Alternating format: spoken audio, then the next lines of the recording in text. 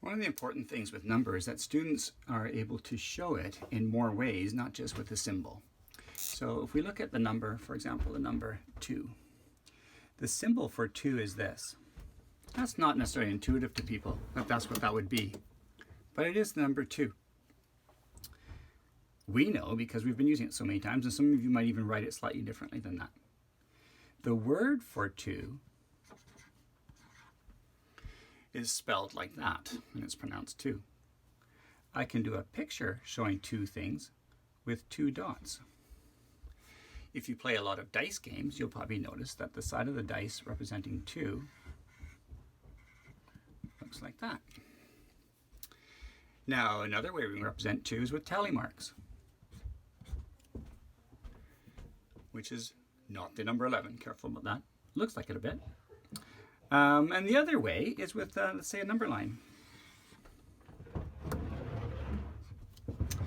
And this number line, I'm going to have it go from 0 to 5. So if I want to show 2, I could show 2 on my number line, and 2 would show up here. Now this is where counting and rote counting is so important, because 1 comes before 2, and after 2 comes 3, and after 3 comes 4, and after 4 comes 5, and so on and so on. These numbers actually have an order. That's why if I say, hey, what's 5, and I take 2 away, that's going to take me 1 down, 2 down. If I'm counting down from 5, I count 2 down from 5, I'm going to end up at 3. And the same thing with counting on.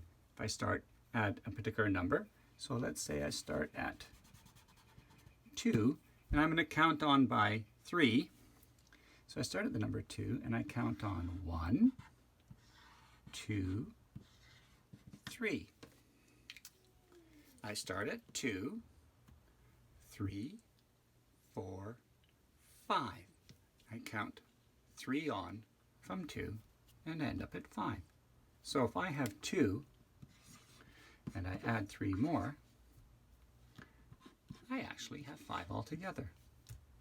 This notation is going to be familiar to adults, absolutely. But for your primary age children, this is new learning. This is very formal. There's other ways of representing this.